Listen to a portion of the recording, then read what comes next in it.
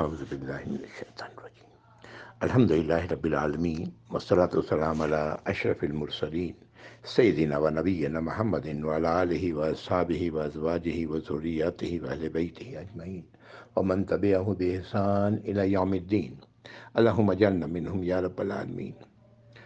اعوذ باللہ من الشیطان الرجیم رب اشرح لی صدری ویسر لی امری واحلل عقدۃ من لسانی یفقہوا قولی، آمین یا رب۔ السلام علیکم ورحمۃ اللہ وبرکاتہ۔ سورۃ الکہف۔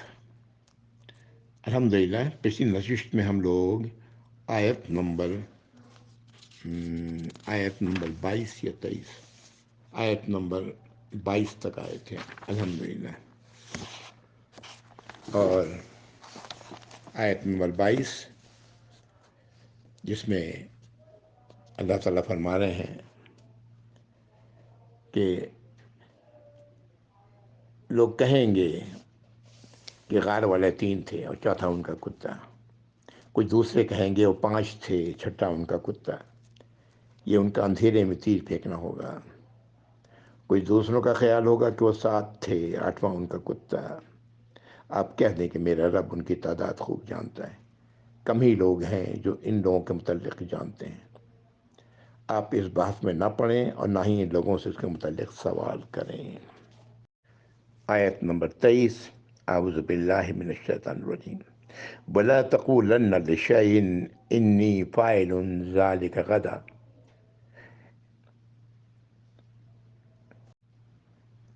آپ ہرگز نہ کہیں کسی چیز کے بارے میں کہ بے شک میں یہ کر دوں گا یا کروں گا کل۔ آیت نمبر 24، اِلَّا یشاء اللہ، سوائے یہ کہ جیسا اللہ چاہیں، جو اللہ چاہیں۔ وَاذْكُر رَبَّكَ إِذَا نَسِيتَ، اور یاد کریں اپنے رب کی کو اگر آپ بھول جائیں۔ وَقُلْ عَسَىٰ أَن يَهْدِيَنِي رَبِّي لِأَقْرَبَ مِنْ هَٰذَا رَشَدًا، اور کہیں کہ مجھے امید ہے کہ میرا رب مجھے اس سے بھی زیادہ ہدایت کے قریب کی بات کی رہبری فرمائیں گے۔ یہ آیت نمبر 24 تھی۔ یہ 2 آیات یہ نبی کریم صلی اللہ علیہ وسلم کو ہدایت دی جا رہی ہے، اور ان کے ذریعے یہ ہم سب کے لیے ہدایت ہے۔ میں نے پچھلی نشست میں عرض کیا تھا کہ قریش نے لوگوں کو بھیجا تھا یہودیوں کے پاس کہ ان لوگوں سے سوال پوچھا، جب پوچھ کے آؤ ان لوگوں سے، یہودیوں سے، وہ اہل کتاب ہیں، کہ یہ جو صاحب ہمارے یہاں دین کا اصول ہونے کا دعویٰ کر رہے ہیں، ان سے کیا سوال کریں، کوئی سوال بتاؤ تاکہ پتہ لگ جائے کہ یہ سچ کہہ رہے ہیں یا غلط کہہ رہے ہیں۔ تو وفد وہاں سے واپس آیا اور یہودیوں نے کہا کہ ان سے تم سوال کرو، پوچھو اصحاب کہف کے بارے میں اور ذوالقرنین کا واقعہ، اور پھر روح کے متعلق سوال کرو۔ اگر یہ صحیح جواب دے دیں تو پھر یہ واقعی اللہ کے رسول ہیں، اور ورنہ نہیں۔ جب یہ آپ تک یہ سوال پہنچایا گیا ان تینوں باتوں کا تو آپ صلی اللہ علیہ وسلم فرمایا انشاءاللہ میں کل اس کے بارے میں بتاؤں گا۔ آپ کو توقع تھی اس بات کی تھی، جیسا ہوتا تھا ہمیشہ کوئی معاملہ ہوتا تو اللہ کی طرف سے وحی لے کر جبریل علیہ السلام آ جاتے، تو چونکہ یہ سوال بھی آپ کو دیا گیا تو آپ کو یقین تھا کہ جبریل علیہ السلام اللہ کی طرف سے جواب لے کے آ جائیں گے، لیکن ایسا نہیں ہوا، اور کہا جاتا ہے کہ شاید 15 دن گزر گئے، لوگوں نے مذاق بنانا شروع کر دیا۔ اس کے بعد یہی آیت نازل ہوئی۔ آپ کی خطا یہ تھی کہ آپ نے انشاءاللہ نہیں کہا تھا، اور ان 2 آیات میں ہمیں ہدایت دی جا رہی ہے کہ جب بھی کوئی بات کہو مستقبل کے حوالے سے تو انشاءاللہ ضرور کہو، ہے نا، ضرور کہنا چاہیے انشاءاللہ، یہی اللہ کو یاد کرنا ہے۔ اللہ کی کا اذن ہوگا تو ہوگا، اس لیے کہ اللہ کے اذن کے بغیر کوئی کام نہیں ہوتا۔ آیت نمبر 25 آ گیا پھر اصحاب کہف کا واقعہ۔ وَلَبِثُوا فِي كَهْفِهِمْ 300 سِنِينَ وَازْدَادُوا 9، اور وہ لوگ رہے غار میں 300 سال اور 9 زیادہ۔ یہ آیت نمبر 25 ہے۔ آیت نمبر 26، قل اللہ عالم بما لبثوا، آپ کہتے ہیں کہ اللہ کو خوب معلوم ہے کہ وہ کتنا رہے۔ لہو غیب السماوات والارض، غیب کی تمام باتیں آسمانوں کی اور زمین کی اسی کے لیے ہیں، اللہ ہی جانتے ہیں۔ ابصر بہی و اسمع، وہ سب سے بہتر دیکھنے والے ہیں، سب سے اچھا سننے والے ہیں۔ ما لہم من دونہ من ولی، تمہارے لیے کوئی بھی نہیں اس کے علاوہ ولی، اللہ ہی ولی ہیں۔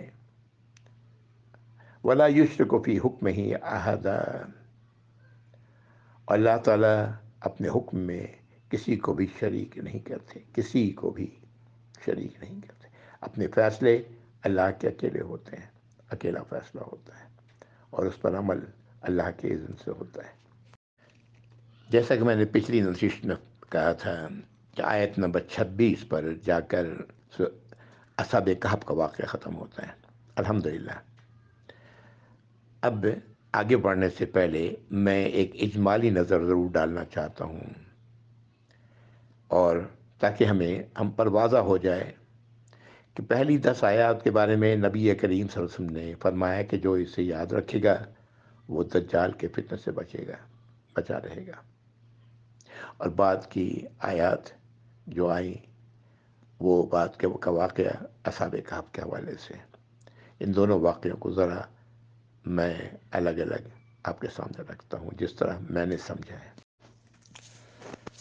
شروع کی 10 آیات سورۃ الکہف کی، پہلی آیت میں اللہ تعالیٰ فرما رہے ہیں کہ اللہ کا شکر ہے کہ اس نے نازل کیا اپنے غلام پر، اشارہ نبی کریم صلی اللہ علیہ وسلم کی طرف ہے، کتاب جس میں کوئی کجی نہیں رکھی۔ اور دوسری آیت میں اللہ نے فرمایا کہ یہ بالکل سیدھی سادھی ہے، اور اس لیے ہے کہ یہ خبردار کر دے کس بات کی کہ اللہ کے پاس شدید سزا ہے، سخت سزا ہے اس کے پاس، اور بشارت دے، خوشخبری دے ایمان والوں کو کہ وہ لوگ جو ایمان لائے اور ایمان کے مطابق کام کرتے رہے، یعنی عمل صالح کیا، بے شک ان کے لیے اجر ہے، اور بہترین اجر ہے، بدلہ ہے، اور بہترین بدلہ ہے جس میں وہ ہمیشہ رہیں گے۔ یہ آیت نمبر 3 اور 2 اور 3 ختم ہوئی۔ آیت نمبر 4 میں مزید کہا جا رہا ہے یہ قرآن اس لیے ہے کہ یہ خبردار کرے ان لوگوں کو جو کہتے ہیں کہ اللہ کے بیٹے، اللہ کی اولاد ہے۔ آیت نمبر 5 میں اللہ تعالیٰ فرماتے ہیں انہیں اس بات کا کوئی علم نہیں، نہ ان کے باپ داداؤں کا تھا۔ یہ بہت بڑی بات ہے جو اپنے منہوں سے نکالتے ہیں، اور یہ نہیں کہہ رہے مگر جھوٹ۔ ان آیت نمبر 5 تک تو ساری آیات کا تعلق قرآن سے تھا، اور میری نظر میں اللہ تعالیٰ دجال سے بچنے کے لیے جس چیز کی طرف رہنمائی فرما رہے ہیں وہ ہے قرآن۔ اللہ کو تو خوب معلوم تھا کہ ایک وقت آئے گا کہ لوگ قرآن سے اتنے دور ہوں گے، آج جو ہم لوگوں کی حالت ہے۔ اللہ کو تو یہ بات بھی معلوم تھی کہ جو اہل علم ہے وہی قرآن کو سمجھنے سے روکیں گے کہ قرآن کو سمجھ کے مت پڑھو۔ قرآن کو سمجھنے کے لیے آپ کے لیے ممکن نہیں جب تک کہ 16 علوم حاصل نہ کر لیں۔ ہاں، نہ نارمل لکڑی ہوگی، نہ رادھا ناچے گی، یہ ساری باتیں اللہ کو معلوم تھیں۔ قرآن تو کتاب ہدایت ہے، اور ہدایت، رہنمائی مل ہی نہیں سکتی جب تک کہ اس کو سمجھا نہ جائے۔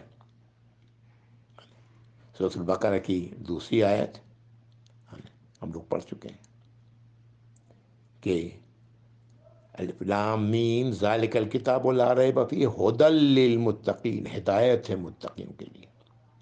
ہاں، اور ہم کہتے بھی ہیں کہ کتاب ہدایت ہے، تو ہدایت ملے گی کیسے اگر ہم سمجھیں نہ اسے؟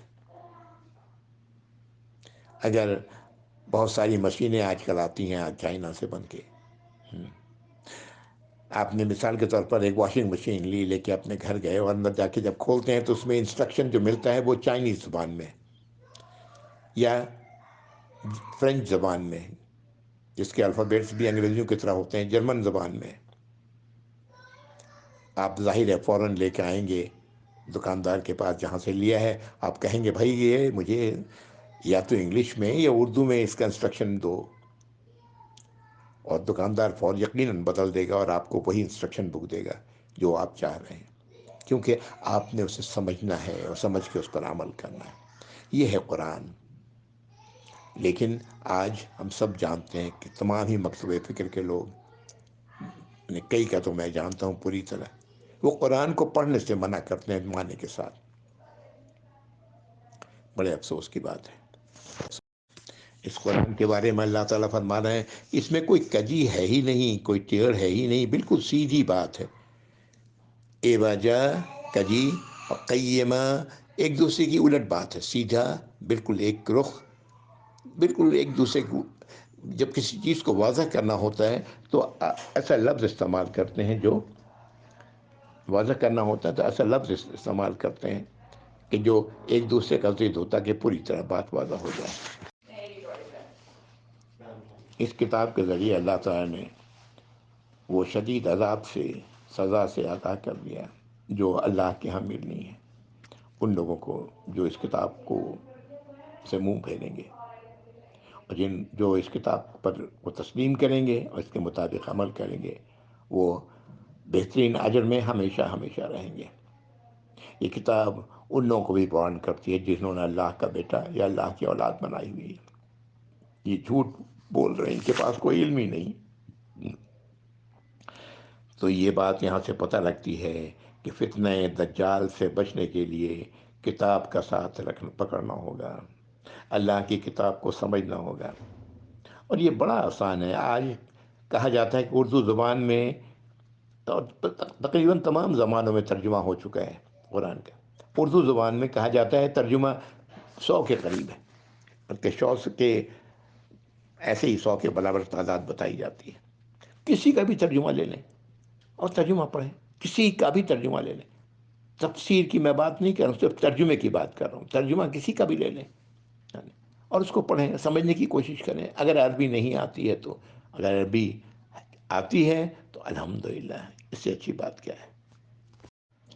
آیت نمبر 6 میں نبی کریم صلی اللہ علیہ وسلم کی جو کیفیت تھی کہ لوگ قرآن کو تسلیم نہیں کر رہے تھے، اس کا انکار کر رہے تھے، اس کے نتیجے میں جو آپ کے اندر غم اور افسوس کم تھا اس کا ذکر ہے. اور یہ ہر وہ شخص جو ایک اچھی فکر رکھتا ہے اس کو یہ تکلیف ضرور ہوگی. اگر وہ قرآن کے بارے میں علم رکھتا ہے، قرآن کا پر ایمان رکھنے والا ہے، اس کو اس بات کی فکر ضرور ہوگی کہ وہ کیسے اپنے دوستوں کو، اپنے عزیزوں کو، اپنے رشتہ داروں کو آگ میں جلتا ہوا دیکھ سکتا ہے. اس لیے کہ اللہ کی سزا جہنم ہے. اللہ تعالیٰ محفوظ رکھے. آیت نمبر 7 میں دنیا اور آیت نمبر 8 میں آخرت. اللہ تعالیٰ فرمانا ہے کہ دنیا کو تو ہم نے مزین کر دیا ہے، جو کچھ اس پر ہے وہ بہت ہی رونق ہے اس کے اندر، بڑی دلکشی ہے اس کے اندر. اور یہ اس لیے ہے کہ تاکہ لوگ آزمائے جائیں کہ کون ہے جو اچھے عمل کرتا ہے، یعنی اللہ کی اطاعت کرتا ہے، اللہ کی فرمانبرداری کرتا ہے. اور اس دنیا کا حشر، جو لوگ دنیا سے دل لگائیں گے وہ جان لیں کہ جو کچھ اس پر ہے وہ سب کے سب چٹیل میدان پر اللہ تعالیٰ اسے بنا دیں گے. سب کچھ ختم ہو جائے گا، کچھ بھی نہیں رہے گا. یہ ہے دنیا اور یہ ہے آخرت. ہاں، فیصلہ کر لیں. دنیا ہی تو ہے جو انسان کو اللہ کی نافرمانی کی طرف لے جاتی ہے. تو یہاں پر پھر یہ دجال سے بچنے کے لیے جس چیز کی طرف رہنمائی کر دی گئی کہ دنیا کی زینت میں اپنے آپ کو مت گنواؤ، اپنے آپ کو مت لگا دو، کہ آخرت کو بھول جاؤ. اور آیت نمبر 9 میں کہا گیا کہ کیا آپ سمجھتے ہیں کہ یہ اصحاب کہف اور جو تختی ہے لکھی ہوئی وہاں پر غار کے پر، وہ اللہ کی بڑی عجیب نشانیوں میں سے عجیب بات ہے؟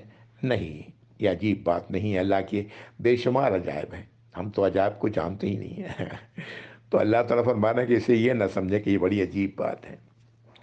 اور آیت نمبر 10 میں اللہ تعالیٰ فرماتے ہیں کہ نوجوانوں کا ایک گروہ آیا کہف غار کی طرف، اور انہوں نے آپس میں فیصلہ کر کے وہاں پہنچے، اور انہوں نے دعا کیا، اے ہمارے رب، ربنا آتنا من لدنک رحمہ وہی لنا من امرنا رشدا، اے ہمارے رب، ہمیں اپنے پاس سے عطا کریں رحمت، اور ہمارے کام کو آسان کر دیں، اور ہماری رہنمائی کو آسان کر دیں۔ یہ آیت نمبر 10 ہے۔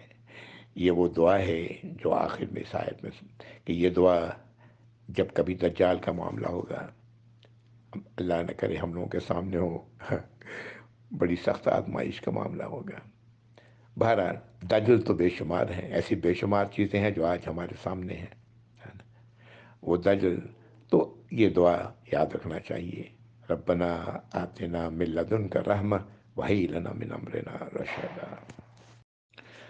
غرض کے ان 10 آیات میں رہنمائی ہے کہ دجال سے کیسے بچا جا سکتا ہے نا، کس طرح بچا جا سکتا ہے۔ وہ قرآن کا ساتھ ہے، دنیا کی رونق سے اپنے آپ کو بچائے رکھنا ہے نا، آخرت کو ذہن میں رکھنا ہے نا، اور کوئی بھی عجیبی چیز دیکھ کر اللہ کی سب سے عجیب چیز مت نہیں سمجھ لینا ہے۔ یہ اصحاب کہف کا بھی واقعہ یہ کوئی عجوبہ میں سے نہیں ہے، اللہ کی ایسی بے شمار نشانیاں ہیں، اور جب ایسی کوئی حالات ہو تو یہ دعا انسان اللہ سے کرے، ربنا آتنا من لدنک رحمہ وہی لنا من امرنا رشدا۔ اب آئیے اصحاب کہف کے واقعے کی طرف، ہے نا۔ آیت نمبر 9 سے یہ اصحاب کہف کا واقعہ شروع ہوا، اور یہ آیت نمبر 26 پر جا کے ختم ہوتا ہے۔ آیت نمبر 9 اور 10 تو ہم لوگوں نے دیکھ لی، ہے نا۔ آیت نمبر 11 میں فرماتے ہیں اللہ تعالیٰ کہ ہم نے ان کے کانوں پر تھپکی دے کر سالوں تک سلا دیا، اور کتنے سال تھے وہ گنتی بھی تھی اس کی، ہے نا۔ اچھا، پھر اس کے بعد انہیں اٹھایا، سالوں تک سونے کے بعد، یہاں سے سالوں سے کیا مراد ہے؟ سالوں تک سوتے رہے، اس کے بعد انہیں اٹھایا، اور تاکہ ہم یہ جان سکیں کہ ان 2 گروہوں میں سے کون ہے جو یہ صحیح اندازہ کر سکتا ہے کہ یہ کتنا عرصہ یہاں رہے، ہے نا۔ اب یہاں پر 2 گروہ کون ہیں کوئی ذکر نہیں، لیکن اندر میں 2 الگ الگ لوگوں کی بات ہو رہی ہے نا۔ یہ آیت نمبر 12 ایک طرح سے، آیت نمبر 11 اور 12 ایک طرح سے یہ پورے واقعے کا جسٹ ہے اصحاب کہف کا، پورے واقعے کا ایک ایک اجمالی یہ اجمالی یہ ہے۔ اب آیت نمبر 13 میں آئے، اللہ تعالیٰ فرماتے ہیں کہ ہم بیان کرتے ہیں قصہ سچائی کے ساتھ، کہ وہ لوگ ایک جماعت تھے جو ایمان لائے اپنے رب پر، اور ہم نے ان کی رہنمائی میں اضافہ کیا، زیادہ کر دیا ان کے دلوں کو۔ آیت نمبر 14 میں اللہ تعالیٰ فرماتے ہیں ان کے دلوں کو ہم نے مضبوط کر دیا، ایک دوسرے سے باندھ دیا، ربط پیدا کر دی، ہے نا۔ اور اس وقت جب انہوں نے کھڑے ہو کر کہا تھا کہ ہمارا رب وہ ہے جو آسمانوں اور زمین کا رب ہے، اور ہم نہیں پکاریں گے اس کے علاوہ کسی اور کو، اگر ہم ایسا کریں گے تو بہت بڑی خطا کریں گے۔ یہ الگ الگ لوگ تھے، نوجوان لوگ جنہوں نے یہ بات اپنے قوم کے لوگوں سے کہی تھی۔ اللہ نے ان سب کو دلوں کو جوڑ دیا، اور ان کی رہنمائی میں اضافہ کیا۔ آیت نمبر 15 کہ یہ وہ لوگ کہتے ہیں، یہ وہ لوگ ہیں یا میری قوم کے وہ لوگ ہیں جنہوں نے اللہ کے سوا دوسروں کو اپنا الہ بنا لیا ہے۔ تو اگر انہوں کے پاس یہ بات صحیح ہے تو اس کی کوئی دلیل کیوں نہیں لاتے، ہے نا؟ واضح دلیل ان کے پاس کیوں نہیں ہے؟ اور اس سے بڑا ظالم کون ہو سکتا ہے جو اللہ پر جھوٹ باندھے؟ اور آیت نمبر 16 میں کہ جب تم لوگوں نے اب چھوڑ دیا، اب یہ لوگ الگ ہو گئے وہاں سے، انہیں بھی، جن کو وہ لوگ، ان کی قوم کے لوگ جنہیں جن سے دعائیں کرتے، جن کی عبادت کرتے، ہم نے ان کو چھوڑ دیا ہے، تو آؤ اس غار میں پناہ لیتے ہیں۔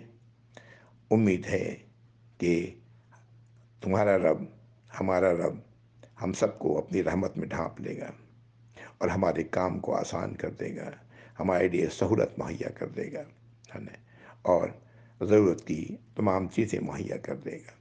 اور اس طرح یہ لوگ غار میں آ گئے۔ یہاں تک جو بات کہی گئی، وہ جو آیات میں بات کہی گئی ہے، اس کو بٹوین دا لائنس جو بات سوچی جا سکتی ہے، وہ دونوں کو ملا لیں کہ یہ الگ الگ نوجوان اپنی قوم سے میں، جو بھی قوم رہی اس میں اللہ کی اس سوا دوسروں کی عبادت پر ان لوگوں نے مخالفت کی، اور اس کے بعد اللہ نے ان سب کو اکٹھے کر دیا، اور یہ سب غار میں آ گئے۔ یہاں غار میں آ کے انہوں نے پناہ لی، اپنی قوم کو چھوڑ دیا، اس امید پر کہ جس کی ہم نے ایک اللہ پر، جس جو آسمانوں اور زمین کا رب ہے، اس پر ہم نے بھروسہ کیا ہے، تو ہمارے کاموں کو وہ آسان کر دے گا۔ سبحان اللہ، یہ وہ ان کا یقین تھا جس کا ذکر ان آیات میں ہوا ہے نا۔ اب اس آگے اس غار کی کیفیت کو اللہ تعالیٰ بیان کریں کہ وہ غار کی کیا صورتحال تھی۔ آیت نمبر 17 میں اللہ تعالیٰ فرما رہے ہیں کہ جب سورج نکلتا ہے تو غار کے دائیں طرف سے گزر جاتا ہے، سورج غروب ہوتا ہے تو غار کے بائیں طرف سے گزر جاتا ہے نا، دھوپ روشنی گزر جاتی ہے نا، جس سے اندازہ کیا جا سکتا ہے کہ غالباً غار کا رخ، غار کا دہانہ یا تو جنوب کی طرف تھا یا شمال کی طرف تھا، ہے نا۔ سورج نکلا اور اس طرح اوپر سے گزر گیا، یعنی اندر غار کے اندر گرمی تو پہنچ جا رہی ہوتی تھی یقیناً سورج کی، لیکن ڈائریکٹلی دھوپ نہیں پڑ رہا تھا، اور یہ لوگ اندر میں غار کے اندر ایک کھلی جگہ پر، غار کی چوڑی جگہ پر یہ لوگ اندر میں تھے، اور اللہ تعالیٰ میں نے جہاں پر یہ لوگ سو رہے تھے۔ آیت نمبر 18 میں پھر غار کے اندر کی کیفیت کو اللہ تعالیٰ بیان کر رہے ہیں کہ اگر کوئی شخص یا آپ جھانک کے اندر دیکھ لیتے تو آپ سمجھتے کہ یہ لوگ جاگ رہے ہیں، اس لیے کہ ہم انہیں داہنے بائیں وہ کروٹ لے رہے تھے، اللہ تعالیٰ انہیں کروٹ دے رہا تھا، حالانکہ وہ نیند میں تھے۔ کتا اس دہان پہ بیٹھا ہوا تھا غار کے، اور اس طرح کی کیفیت تھی اندر، یعنی اندھیرا یا روشنی اور جو کچھ بھی ہے، اس طرح کی کیفیت تھی کہ اتنا زیادہ روب پڑتا آپ دل پر کہ آپ دیکھ نہیں سکتے اور وہاں سے بھاگ جاتے۔ بتانا مقصد ہے کہ یہ وہ کیفیت تھی جو اس غار کے اندر کی تھی۔ یہ آیت نمبر 18 میں اللہ نے بتایا۔ اب آیت نمبر 19 میں کہ اللہ تعالیٰ نے انہیں اٹھایا، اور اب یہ اٹھ کے بیٹھے اور آپس میں بات کرنے لگے، اور پوچھا کہ بھائی کتنا عرصہ ہم لوگ سوئے؟ تو کسی نے کہا، یا ان میں سے لوگوں نے کہا کہ ایک دن یا ایک دن کا کچھ حصہ، اور پھر انہوں نے کہا کہ ہمارا رب ہی جانتا ہے کہ ہم کتنی دیر سوئے، کتنی دیر یہاں رہے۔ پھر کہا ان میں سے کوئی کہتا ہے کہ یہ پیسہ لو، جو بھی سکہ تھا وہ سکہ لو اور جاؤ شہر میں، اور وہاں سے جا کے کوئی جو کھانے کے دیکھ کر کے کھانے کی جو پاکیزہ چیز ہے وہ لے کے آؤ، ہے نا، اور بڑی ہوشیاری سے کام کرنا تاکہ کسی کو اس کا پتہ نہ لگے، ورنہ اگر تم پکڑ لیے جاؤ گے، تمہیں یہ بات ظاہر ہو جائے گی تو تمہیں رجم کر دیں گے، اور ہم لوگ، ہم سب اور پھر یہ ہوگا کہ ہم زبردستی یا تو ہمیں اپنی ملت میں داخل کرنے کی کوشش کریں گے، تو اس طرح ہم کبھی بھی کامیاب نہیں ہوں گے، یعنی ہمیں اللہ کی رحمت اور شفقت نصیب نہیں ہوگی۔ یہ آیت نمبر 20 تھی۔ آیت نمبر 21 میں اللہ تعالیٰ فرما رہے ہیں کہ اس طرح لوگوں کو ان کے حال سے آگاہ کر دیا کہ وہ جان لیں کہ اللہ کا وعدہ سچا ہے اور قیامت آ کر رہنی ہے، اس میں کوئی شک نہیں۔ اور جب وہ لوگ اپنے معاملے میں جھگڑ رہے تھے، ہے نا، تنازع میں پڑے ہوئے تھے، تو انہوں نے کہا کہ ہم یہاں پر ایک इमारत बनाएंगे। اور آپ کا ان لوگوں کا رب خوب جانتا تھا ان لوگوں کے بارے میں، اسی آیت میں یہ بات بھی کہی گئی، اور کہا اس نے ان لوگوں نے جو غلبہ رکھتے تھے، ہے نا، کہ معاملات میں اپنے، کہ ہم یہاں پر ایک مسجد بنائیں گے۔ یہ آیت نمبر 21، اتنی ساری باتیں کہی گئی ہیں۔ اور آیت نمبر 22 میں کہ یہ لوگ کہیں گے کہ ان کی تعداد 3 تھی، چوتھا کتا، یا 5 تھی، چھٹا کتا، ہاں، یا 7 تھے اور 8واں کتا، اور اللہ تعالیٰ فرما رہے ہیں کہ آپ کہہ دیں کہ ان کی تعداد کیا تھی، یہ اللہ کو خوب معلوم ہے، اور کم ہی کو اس کا علم ہے نا؟ اور یہ لوگ اندھیرے میں تیر چلا رہے ہیں، اور ان سے کسی سے نہ پوچھیں اس کے بارے میں کہ ان کی تعداد کتنی تھی، یعنی یہ معاملہ اللہ تک ہی نہ چھوڑ دیں۔ آیت 23 اور 24 میں آپ صلی اللہ علیہ وسلم کو ہدایت دی گئی، ہم سب کو ہدایت دی گئی۔ آیت نمبر 25، اس میں اللہ تعالیٰ فرما رہے ہیں کہ وہ رہے غار میں 300 سال اور 9 زیادہ۔ آیت نمبر 26 میں اللہ تعالیٰ فرما رہے ہیں کہ کہہ دو، آپ کہہ دیں کہ اللہ تعالیٰ ہی جانتے ہیں، خوب جانتے ہیں کہ وہ کتنا عرصہ رہے۔ تمام غیب کا، آسمان و زمین کا غیب کا علم اللہ ہی کے پاس ہے، وہ سب سے بہتر دیکھنے والے ہیں، سب سے بہتر سننے والے ہیں، اور کوئی بھی نہیں ہے ان کے لیے جو اللہ کے سوا ولی ہو، یعنی تمام انسانوں کے لیے۔ اور اللہ تعالیٰ اپنے حکم میں، اپنے فیصلے میں کسی کو بھی شریک نہیں ٹھہراتے، کسی کو بھی شریک نہیں بناتے، اللہ اپنے فیصلے خود کرتے ہیں۔ یہ آیت نمبر 26۔ اصحاب کہف کے پورے واقعے کو جو اللہ نے نازل فرمایا قرآن میں، اور جو بٹوین دا لائن جو چیزیں ملتی ہیں، وہ بڑی آسانی سے سمجھ میں آ جاتی ہیں کہ 7 یا جتنی بھی تھی تعداد ان کی نوجوانوں کی، انہوں نے کہف میں، غار میں پناہ لیا، پہاڑ کے غار میں، اور سالہ سال تک اللہ نے انہیں صلا دیا۔ اللہ پر انہیں اتنا یقین تھا، اس کا اظہار انہوں نے کیا، اور اس کے بعد اللہ نے سالہ سال تک انہیں صلا دیا، اور سالہ سال تک سلانے کے بعد انہیں اٹھایا، اور دیکھیں کہ ان میں سے کون ہے جو صحیح اندازہ کر سکتا ہے ان کے 2 گروہوں میں سے، ہاں، یہ کتنا عرصہ وہاں رہے۔ ظاہر ہے کسی کے پاس جواب نہیں تھا صحیح، ایک دن سمجھ رہے ہیں یا ایک دن کا کچھ حصہ۔ پھر کہا جاتا ہے کسی ایک کو کہ جاؤ جا کے کھانا لے آؤ، جو بھی کھانا پاکیزہ ہو وہ لے کے آؤ، بڑی ہوشیاری سے لانا، ہے نا۔ اور اس کے بعد یہ ہوتا ہے کہ وہ ان کے بارے میں پتہ لگ جاتا ہے۔ یہاں بیچ میں جو گیپ ہے وہ یہ ہے، خود اندازہ کیا جا سکتے ہیں کہ ان کی عجیب و غریب حیت، لباس، یا وہ سکہ، یا جو کچھ بھی تھا، وہ دیکھ کر کے یہ لوگ، وہ شخص پہچانے گئے۔ اور پھر کیا ہوا اس کے بعد، وہ لوگ وہاں کسی نہ کسی طرح غار تک پہنچ گئے، ہے نا۔ اور اب اس غار میں پھر کیا ہوا، یہ لوگ سب کے سب، اللہ نے ان کو موت دے دی ہمیشہ کے لیے، یہ کیا کیا، یہاں پر خاموشی ہے بالکل۔ اور اس کے بعد وہ لوگ آپس میں جھگڑنے لگے کہ یہاں پر عمارت بنائیں گے، یہاں پر، اور پھر جو غالب تھے انہوں نے کہا یہاں مسجد بنائیں گے، اور وہاں غار کے اوپر یہ تختی لکھ کر کے لگا دی، جو کچھ بھی لگا دی، جس کا جو شروع میں لفظ رقیم آیا ہے، تختی، یہ ہے واقعہ جو اللہ تعالیٰ۔ پھر اس کے بعد وہ تعداد کتنی تھی، کہا یہ کہ 300 سال رہے اور 9 اوپر، کس کا قول ہے یہ؟ کوئی اللہ تعالیٰ کچھ نہیں کہہ رہے ہیں، لیکن اللہ تعالیٰ اگلی آیت میں یہ بات فرما رہے ہیں کہ ان کا کتنا عرصہ رہے یہ اللہ کو معلوم ہے۔ اس کا مطلب یہ ہے ان کے رہنے کی تعداد کا بھی پتہ نہیں، اس کا مطلب یہ کہ شاید وہ 300 سال اور 9 سال کی جو بات کی جا رہی ہے وہ لوگوں کا اندازہ تھا، واللہ عالم، ہے نا۔ اور پھر یہاں تک پوری بات یہی اصحاب کہف کا واقعہ ہے نا۔ اور اس بات میں جو چیز سامنے آتی ہے وہ یہ ہے کہ جب انسان اللہ پر مکمل توکل کرتا ہے تو اللہ تعالیٰ اس کے تمام کام کو آسان کر دیتے ہیں، اور یہی ہوا غار کے نوجوانوں کے ساتھ، ہے نا۔ اور اللہ تعالیٰ نے انہیں اپنی نشانی بنا کر لوگوں کے سامنے بھی رکھا۔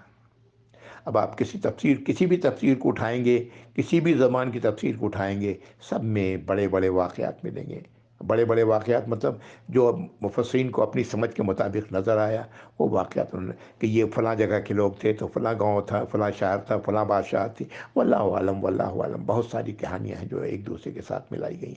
गार में कैसे ये वो कैसे ये लोग पहुँच गए वहाँ गार में, वहाँ के लोग, उस वक्त के लोग, सब पूरी की पूरी कहानियाँ हैं, कहाँ कहाँ से लोगों ने ली हैं। मुफस्सिरीन ने अपने अपने शौक़ के मुताबिक, जो वाक़या है वो वाक़या इतना ही है। और जिस वाक़ये में जो हमें नसीहत मिलती है कि अगर हम अल्लाह पर, ईमान वाला तो अल्लाह ही पर तवक्कुल करता है, अगर ये तवक्कुल इतना खालिस है तो अल्लाह ताला हालात से इसे बचा लेते हैं और अब कामयाबी नसीब फरमाते हैं आखिरत की। ये है यहाँ तक का वाक़या। और अब यहाँ पर मैं आज रुक जाऊँगा, इंशाअल्लाह आगे की आयत, आयत नंबर 27 से इंशाअल्लाह अगली बार। वाखिर दावाना अल्हम्दुलिल्लाहि रब्बिल आलमीन व सल्लल्लाहु अला मुहम्मद व अला आलिहि व अस्हाबिहि व अज़वाजिहि व ज़ुर्रिय्यतिहि व अहलि बैतिहि अजमईन व मन तबिअहुम बि इहसान इला यौमिद्दीन। अल्लाहुम्मा जअलना मिनहुम या रब्बल आलमीन। आमीन या रब्बल आलमीन। अस्सलामु अलैकुम व रहमतुल्लाहि व बरकातुहू।